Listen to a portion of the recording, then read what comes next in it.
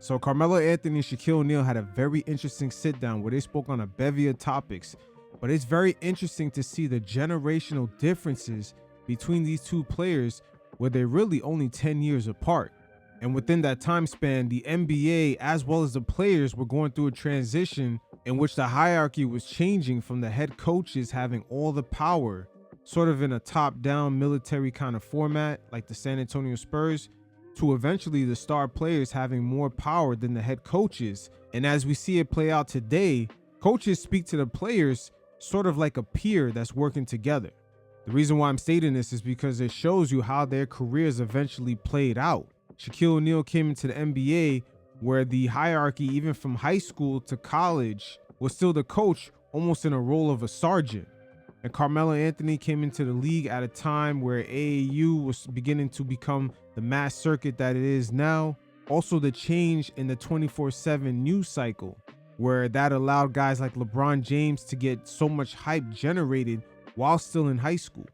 And with the success of Michael Jordan, by the time Melo got into the league, we've seen players that have very powerful brands like the success of Michael Jordan, Allen Iverson, etc. And that cultural cachet came with a lot of power, and guys were very brand conscious of it.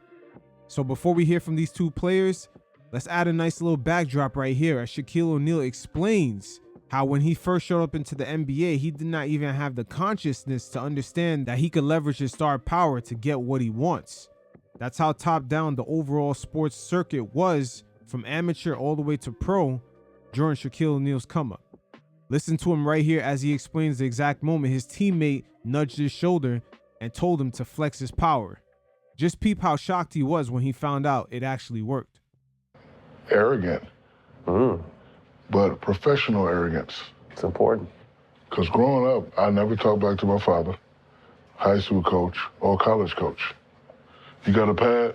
I got to tell you the story. Hand me that. So, you know, I'm nice and respectable. I'm trying to do things the right way. But D. Scott in my ear, man, it's your team, man. You got to take over. Who said that? D. Scott. D. Scott's like, hey, man, it's your team. Forget all that. It's your team. So I'm like, no. So one day, Jerry Reynolds, Iceman, in the shoot-around, we playing against Dale Ellis. And Matty Gukas was like, hey, man, they going to run these plays for Dale Ellis. You got to go over the screen. So the first 3 plays, Jerry go under the screen. Dale, boom, boom, boom, boom. So we call a timeout. And Matty was like, God damn it, Jerry, didn't I tell you to go under? So this is the first time I seen a player talk back. I never seen that before. It's the first time I seen a player talk back. Jerry Reynolds go, fuck that shit, call some plays for me too. And I'm like, yeah. And then Matty did it. And then D was like, see, that's how you gotta be. Told you. That's when I kind of started. Yeah, I kind of started asserting myself. That exact green light is something that star players already have built in before entering the NBA, especially guys like Carmelo Anthony and LeBron James. So once again, we're seeing the fundamental differences between Shaq and Melo as they entered the NBA. Just peep the mindset before we hear this sit down. My first power move is after we lose, I'm in LA, same day. We lose on a Sunday, I'm in LA. So I'm shooting a movie, Blue Chips, and I say, you gotta make me a court so I can work out. This skinny kid, this motherfucker diming me up like magic. I don't know who he is, because you know me, I don't be paying attention to the young cat. So I'm thinking he an actor. So finally I said, yo man, who's this? They said, yo man, that's Penny Hardaway. I said, he an actor? He said, no, they think he gonna be number 2, number 3 pick. I'm like, damn, so I got this in my head. So my first major move was when I found out we got the ball, hey man, y'all don't get this Penny dude, I'm gonna be looking to do something else. Just to try it. First time I was ever arrogant, first time I ever talked back. So now we shoot the movie whenever. So the draft comes, they draft C-Web. Now I'm pissed. I'm tearing my house up, breaking mirrors, breaking trophies, and then they do it. They do the switch. I'm like, man, D. Scott was right. It works. So the second big move, hey man, give me Horace. Horace Grant. I don't know if we can afford Horace. You don't get Horace, I'm gonna be looking to do something else after my deal out. So now I'm learning how to maneuver because, they saying it's your team. So we all know if it's my team and it don't go right, I'm getting the blame. Yep. So if I'm gonna get all the blame, I'm gonna make sure I'm totally in control. So now we're going to hear from Carmelo Anthony and Shaquille O'Neal as they did a sit down and reflected on their careers and a lot of their trials and tribulations, especially Carmelo Anthony dealing with Phil Jackson, as he does represent one of these coaches that come from the old hierarchy of basketball, period, whether it be college, amateur, high school, or even the NBA. And figureheads like that are not accustomed to star players dictating everything. Coach Larry Brown is another example. George Karl, another coach that kind of had a tiff with Melo. That's why the era of those guys sort of ended in the mid-2010s, because just the player empowerment, the player movement was just too much for a lot of these guys to deal with. And a lot of their old tactics of just trying to motivate players no longer worked with the new generation. And Melo really was kind of ahead of his time, because the way the players kind of interact and their expectations of their kind of peer-to-peer relationship with their head coaches was exactly what Melo was looking for in his time during the NBA. But you guys check it out, and every once in a while, I'll check in. The game has evolved, right? Because the game is evolving, but it's evolving so much that it's going away from certain aspects of the game, right? That's why I said the basics of the game, the foundation of the game is still the same. You still have to be able to score on the block if you get the ball. You still have to be able to play at the elbow. You still have to be able to shoot a three. These are all the basics of the game. They taken away two of those basics of the game, the block and the mid-range. They taken away that because it's space, it's pace, it's how fast you can play, it's how high you can jump, how many points you can score. So because of that, you take away from the actual true essence of the game of basketball. So that's why it's hard for me to say somebody plays or have similarities, because they don't operate the same way. I can't see nobody in the triangle offense today. Like, not at all. You know, and no. so and this is something that Shit, Melo, we couldn't even see no one in the triangle offense back when Phil Jackson had first arrived in New York. I don't want to say it was outdated, but Phil Jackson at the time, he had to utilize the kind of style of players that the last few NBA drafts had produced. And coming up with a different variation of that triangle offense is what was needed. A perfect example of it is the Golden State Warriors. Steve Kerr took some principles of the triangle offense, but he's tailored a system around Stephen Curry and the more modern, versatile players like Draymond Green and Klay Thompson. to always have a problem with, because I know I study the triangle so much. It's like, I know you got to have a team to run a triangle. You got to have a post man. You got to have a guard. I know all the, and the intricate parts of it. Is it really as brilliant as people say it is? Brilliant. It's one of the most brilliant inventions. Yeah. Because I hear the lore. I hear the lore. Like, yeah. Thank you, Tex. Like, Winner, thank you, Tex. yeah. Because that's one of the greatest, and he's one with it. I only had the opportunity to experience it, but from the far, I've experienced it. Being a student of the game, I had to learn, damn, what is this? Like, this is immaculate. Like, you can't stop this. And then once you get it, it's clockwork. So that's why I say, who can play in that? You don't see a lot of people who could play in that type of system. And Melo's referring to around the time that he was playing, because at that very exact moment, even the media narrative was that the big man was a dying breed. Look what happened to Roy Hibbert. So Melo's saying that the triangle offense needs a traditional big man. What happens when that player, due to the play style of the league at the time, was just really creating havoc on the defensive end due to the floor being so spaced out and guys having to come out all the way out there in the perimeter to defend? Go ahead, please. But what made it more brilliant is especially when you got 2 or 3 guys that go outside the system. Yeah. Because when you talk about the triangle and everybody's scouting the triangle, they'll say, okay, he's going to do this, he's going to do it, he can do that. But then when you got a guy like me, like, for example, when the ball goes to the corner, I'm supposed to go out for the pick and roll. But I would say, no, I'm going to repost. Yeah, that's a repost. You know what I'm saying? It's a repost. I throw it out and I bunch it back 3 feet and then I go. So other guys like, Will Purdue, when they throw it out, the guy cuts off, and they go set the pick and roll for Mike. And then you guys got like Kobe and Mike at the top of the key saying move, and then you go to work. Yeah. So that's what really, really got us. And Shaq right there, when he's saying that Michael Jordan told guys to move, he was able to take advantage of the illegal defense at the time. So sometimes great players in isolation, they were able to cook a lot different back then. Zone defense was illegal in the Michael Jordan, Phil Jackson days. Do you feel like that style of play will ever make a comeback, so to say? No, never. It's too, for one, it's too tedious, right? You have to teach it. You have to teach every aspect of it. And then everybody has to be on one accord.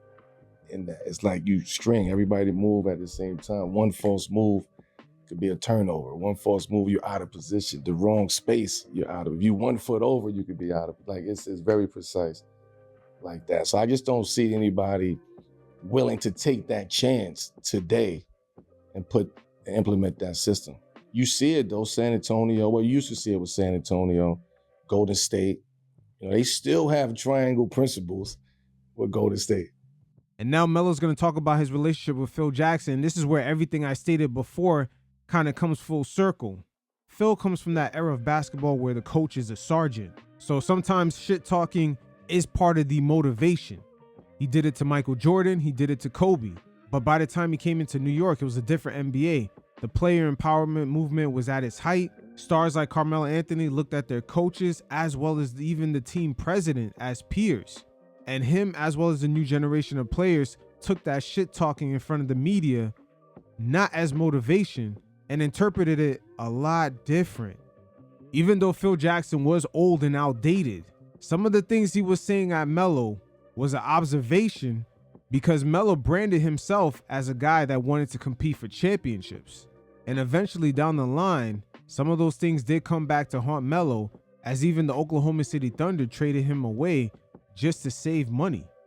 And in the following season, he was cut by the Houston Rockets after only a 2-week appearance, and eventually the Blazers end up signing him to a non-guaranteed contract before giving him a guarantee in the second season.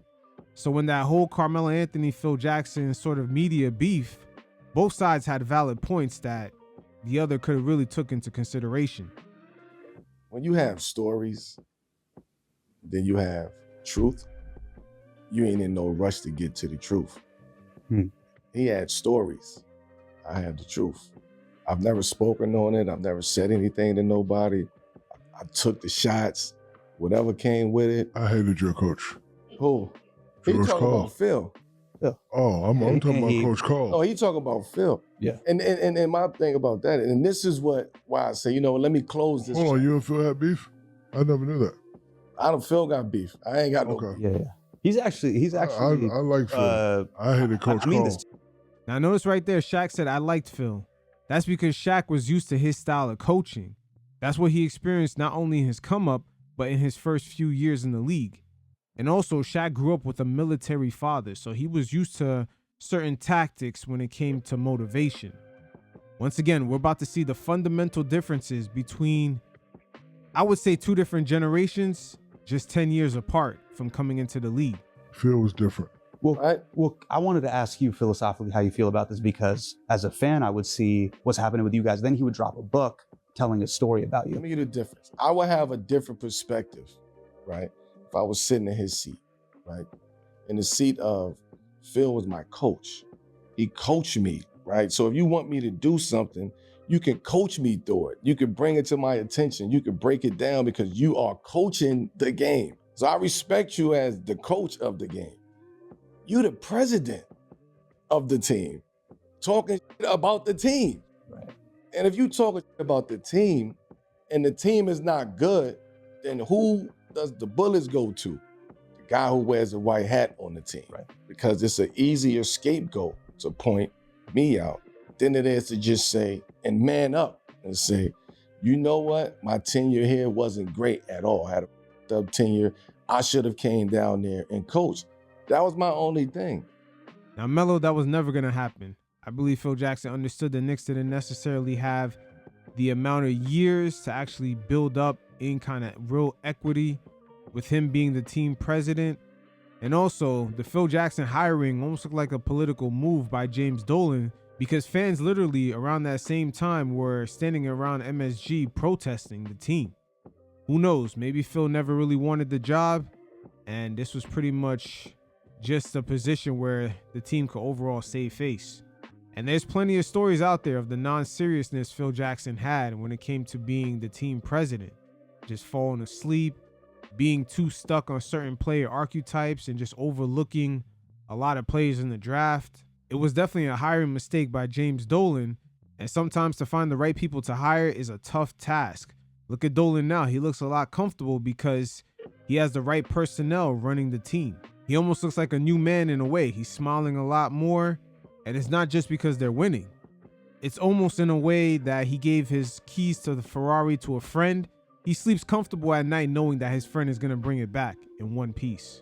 So to close the, I brought it back full circle. Like, look, I had 2 conversations with you ever in 5 years. Once again, that right there shows you how lack of seriousness Phill Jackson had when he had that roll up in the MSG. My man Phill looked like he came inside the building more concerned about what was everyone gonna have for lunch. God damn, you talked to Melo 5 times in 6 years? What the hell? We had no chance to win anything. Yeah, it's a very strange power dynamic. How did you navigate? It's weird. It's a very strange thing to navigate. Yeah. If you was my coach, if you came down, and I think I said this back then, I said, listen, I would want nothing more than Phill Jackson to come out the front office. And he should coach this team. He should coach this team. You can't give Derek Fisher and throw him under the bus like that. You can't do that. And D. Fisher's my guy. Now he's my colleague, you know what I mean, right now. But you can't do that at that point in time. And I didn't look at it from that perspective. Very interesting and great take. When I first met Phill, and he coached me, so I didn't think of it like you said. So that was a great point right there. Because of his resume, I just shut up. Right there, you see the fundamental difference between the two? Shaq is used to that top-down order. Melo already knows his resume, but he's looking at him more of a peer. And today's generation of NBA players, they come into the league with that expectation. Just look at what JJ Redick is going through with the Lakers right now. How crazy that is to be at an airport and be like, damn, I didn't know you felt that way about me. My thing was, Carmelo knows the pressure of being great, but then people throw in your face you haven't won. Yeah. So out of all the superstars, I probably have the most sweeps out of all superstars. Right, I've been swept 5 times. So the pressure was adding up. So now when I said Phil's coming, I was like, I'm gonna just shut up and listen, because what I'm doing and all these other guys ain't working. But from day one, I know he was a psychological guy, because he used to do the same dumb my father made me do. Once again, you see how Shaq makes that correlation to his military father and Phill Jackson? A lot of the coaches from Phill Jackson's era did the same things. The Greg Popovich archetypes, the Larry Brown, George Karl. Even Pat Riley down there in Miami used to play the same games. And nowadays, he's actually kind of wheeling things back a little bit due to the fact that he's starting to hit a wall with today's players. Understanding that style of motivation has to be dialed back. So first time I get to his house, he opens the door. He said, hey, I need you to move that log to that island. And he shuts the door. And I'm looking, it's a big log on the thing, and the island's over there. He wanted me to jump in the cold water with his son and push the log to the thing. So I'm saying to myself, like, okay, my daddy used to do this. Hey, go outside and rake the leaves. And rake the neighbor's leaves, and rake the neighbor's leaves, and you got 2 hours to do it. I said, okay, so I did it. The water was cold, and I almost died when I jumped in that water. I had to take my clothes off. It was just my drawers and the tank top and freeze. But I did it, and then we came in and we had a talk. He said, okay, you passed the first test. And he told me straight up, he said, if you would have gave me about moving that log, I wouldn't have coached. Now, this is a beautiful point right here, because imagine if it was Melo in 2015, him going up there in Minnesota. I believe that's where Phill Jackson is at. He probably more than likely would not have done that. And Phill would have said, hell no, I'm not coaching this team. Matter of fact, it wouldn't shock me when Phill Jackson entered the MSG building, he did the same log experiment on Melo in different ways and experienced pushback. And that's when he realized he would never coach this team. I'm hearing a lot of things about you and Kobe, but you the guy. I want to see how you are. See, he didn't know that I grew up in that type of background, so my relationship with Phill was different. But your other coach, Carl, I hated. I shut that door a long time. I didn't like But can Coach you guys Carl. explain why, though? Okay, so my All-Star game, I'm coming up. They double, triple team me in All-Star game. It was competitive back then. No, man. It was a different All-Star game back then. You don't double team people in the All-Star It was a game. different All-Star game. Man, it's so fascinating what triggers you. Bro, It's so interesting. Like, it's a very interesting. Get out my space. Yeah. no, because So interesting. during our regular season, we got to do our regular post and all that. All-Stars, like, Yeah. 1 or 2 times, just let me in and out, to pull it. Showtime. Yeah, showtime. What to do? And he double and triple team me. I got to pass the ball. I never did like him after that, and I didn't like how he treated you. I really didn't like that. All right, so then what's your story?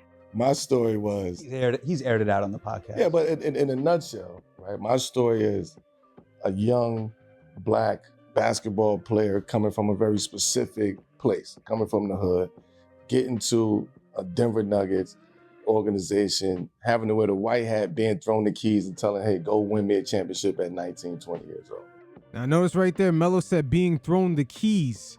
That's exactly what George Karl had an issue with. Him, Larry Brown, they hated the fact that organizations started tossing the keys at these young rookies coming in. That was a shift in the NBA. It wasn't like that before. I believe Kobe Bryant came into the league only 6 years before Melo, and he was purposely left on the bench. He had to earn that starting role, and that's just how the league was. Guys had to earn their starting role. So I'll shoot Melo some bail because George Karl was on the defense because of the whole Allen Iverson, Larry Brown situation. And Melo even spoke about the same thing playing out in the Olympic trials that he had with Larry Brown.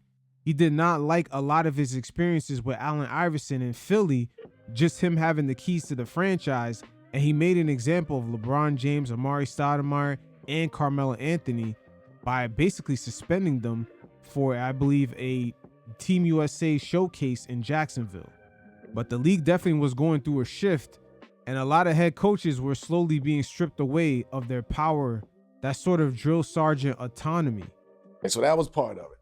Then now you get an older coach who is very traditional, my way or the highway, cut from a different coaching cloth. Hey, that right there, my way or the highway, is that drill sergeant autonomy right there.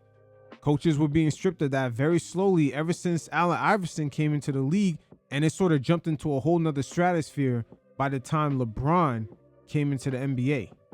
Right, from Dean Smith, North Carolina, like he come from basketball royalty. But then now that knowledge and your personality just does not match.